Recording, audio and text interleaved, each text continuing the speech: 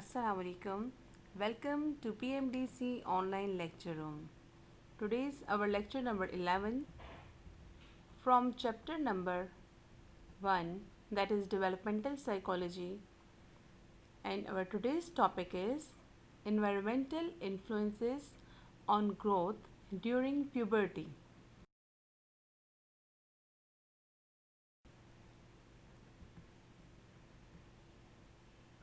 So what are the environmental influences on growth during puberty? As you all know, that the environment can play important role in the eventual attainment of one's growth potential. The following sections discuss the impact of nutrition, disease and stress on maturation and growth. Dear students, environmental factors के बारे में आप लोग काफ़ी पढ़ चुके हैं कि ये पोस्ट नेटल डेवलपमेंट में, प्री नेटल डेवलपमेंट में किस तरह से यूज़फुल होती है. इसी तरह ड्यूरिंग एडोलेसेंस भी, और जो प्यूबर्टी का पीरियड होता है, इसमें भी जो इन्वायरमेंटल फैक्टर्स होते हैं वो किसी भी एक इंसान की जो इवेंचुअल अटेनमेंट होती है, जो हतमी वो ग्रोथ अटेन कर रहा होता है, उसमें बहुत इम्पॉर्टेंट रोल प्ले करती हैं. अब ये जो फॉलोइंग पॉइंट्स हैं, न्यूट्रिशन, डिजीज़ और स्ट्रेस, इनके क्या असरात होते हैं मैचुरेशन और ग्रोथ पर, ये हम लोग वन बाय वन डिस्कस करेंगे. The first one is nutrition. Because of the rapid growth that occurs during adolescence, the prepubertal years and the time just around the height spurt are periods when a lack of nutritional resources can have particularly serious consequences. Adolescents need a greater calorie intake than do younger children or adults. जैसे कि आप लोग जानते हैं कि during adolescent rapid growth हो रही होती है, जो सेकेंडरी सेक्स करेक्टरिस्टिक्स होती हैं वो डेवलप हो रही होती हैं. एडोलेसेंट की हाइट, वेट बहुत तेज़ी से बढ़ रहे होते हैं. इसके अलावा मैचुरेशन में उसमें उनका जो प्यूबर्टी है उसका आगाज़ हो चुका होता है ड्यूरिंग एडोलेसेंस. तो अच्छी न्यूट्रिशन की, अच्छी ग़िज़ा की बहुत ज़्यादा ज़रूरत होती है, क्योंकि अगर के ग़िज़ा सही नहीं मिलती तो फिर इसके बहुत संगीन नताइज एक इंसान की, एक एडोलेसेंट की ज़िंदगी पर, उसकी हाइट पर, उसकी वेट पर, उसकी डेवलपमेंट पर पड़ते हैं. एडोलेसेंट को जो छोटे बच्चे वगैरह होते हैं, जो एडल्ट्स होते हैं, उनसे ज़्यादा न्यूट्रिशन की और उनसे ज़्यादा कैलोरीज़ की ज़रूरत होती है. Like for girls, calorie requirements are highest during the year from 12 to 15 at about the time of मेनार्ची.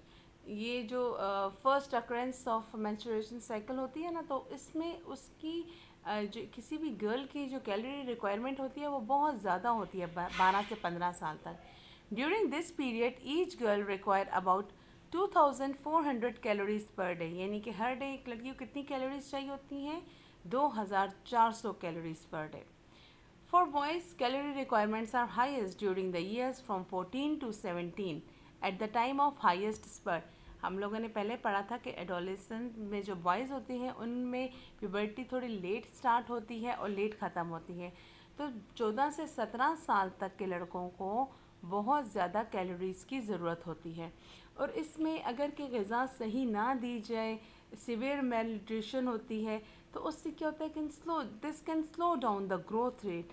But when adequate nutrition is provided, so the body can catch up to its regular growth pattern, right? So however, prolonged malnutrition can result in permanent limitation to growth. The second one is disease. Most minor and short-term illnesses such as measles, flu, chickenpox do not appear to interfere with growth or sexual maturation during adolescence. ये छोटी मोटी बीमारियाँ होती हैं या कोई भी किसी किस्म का खसरा है, फ्लू है, चिकन पॉक्स वगैरह, ये ग्रोथ और सेक्सुअल मैचुरेशन के साथ इतना ज़्यादा मदाखलत नहीं, इतना इंटरफेयर नहीं होता कि ये ग्रोथ इसकी वजह से एडोलेसेंट की रुक जाएगी या ग्रोथ पे इफेक्ट पड़ेगा. Adolescents are less susceptible than younger children to many kind of infection disease. In health survey of adolescent ages 12 to 17, slightly over 20% of the subjects showed some illness, deformity or handicap. कि इतने adolescents होते हैं ना, वो बहुत कम हसास, इतने हसास नहीं होते, इतने सेंसिटिव नहीं होते जितने छोटे बच्चे होते हैं. तो ये जो छोटे मोटे इन्फेक्शन से बीमारियां होती हैं, इससे इनकी ग्रोथ पर इतना असर नहीं होता. लेकिन जब ये 12 से 17 साल के दरमियान अगर कोई इस टाइप की डिज़ीज़ कोई बच्चे को लग जाती है, तो फिर 20% चांसेस हैं कि कुछ बीमारी उनको हो गई है या उनकी डिफॉर्मिटी हो गई है, لیگس کی فارمس میں یا ان کے اسٹرکچر میں، باڈی اسٹرکچر میں، یا کسی قسم کی ان کو معذوری ہوئی ہے. ادروائز یہ چھوٹے بچوں میں یہ چیز زیادہ ہوتی ہے.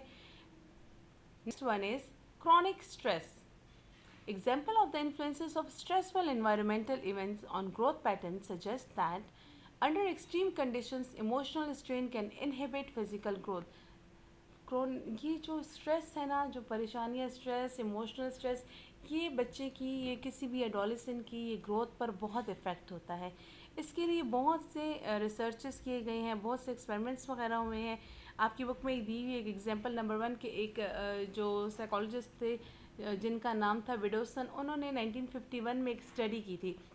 انہوں نے کیا کیا تھا کہ 2 آرفنیجز لیے تھے، یہ جو یتیم خانے ہوتے ہیں، آرفنیج اے اور آرفنیج بی. انہوں نے دیکھا یہ ورلڈ وار 2 کے بعد کہ ان کو خوراک وغیرہ صحیح نہیں مل رہی ہے. تو انہوں نے کہ یہ جو سپلیمنٹس ہم لوگ دیتے ہیں، فوڈ سپلیمنٹ، تو اس کا کچھ اثر ہوتا ہے بچوں کی گروتھ بڑھنے میں، ان کی ہائٹ میں، ہائٹ ان کی اسپرٹ کرتی ہے کہ نہیں.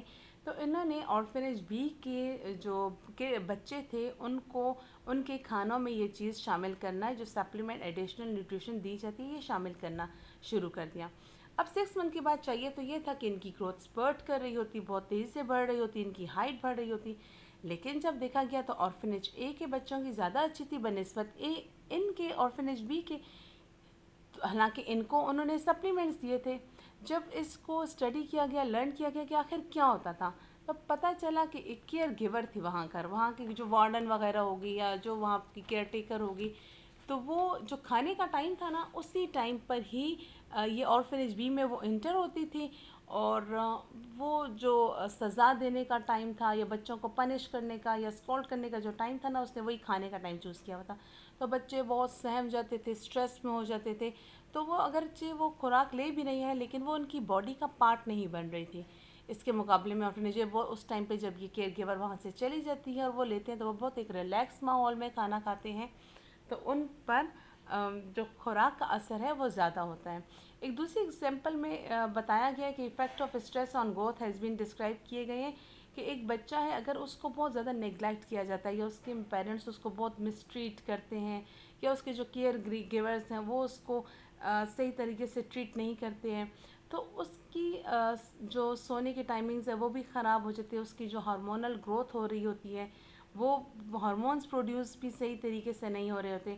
اگر ایسے ہی بچوں کو ہم کسی ہاسپٹل وغیرہ میں یا فاسٹر ہوم میں شفٹ کرتے ہیں کچھ ٹائم کے لیے، تو دیکھتے ہیں کہ ان کے جو hormones level increase rapidly and their growth begins to occur at a normal rate, right. اس کے علاوہ ایک اور بچے کی ایگزامپل انہوں نے دی ہے کہ 16 سال کا ایک بچہ تھا، اس کو بہت ابیوزڈ کیا جاتا تھا، اس کو ایک ڈارک روم میں بند کر کے رکھا جاتا تھا. تو اس کا قد کاٹ وغیرہ، اس کی جو میچورٹی لیول جو تھا وہ صرف 8 سال کے بچے جتنا رہ گیا تھا.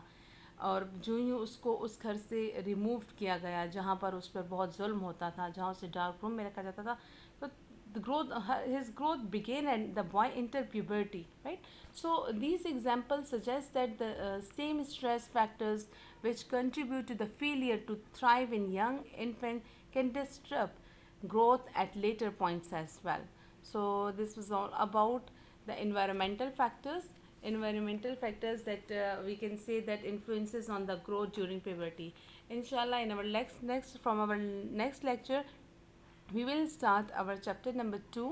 Till then, Allah Hafiz.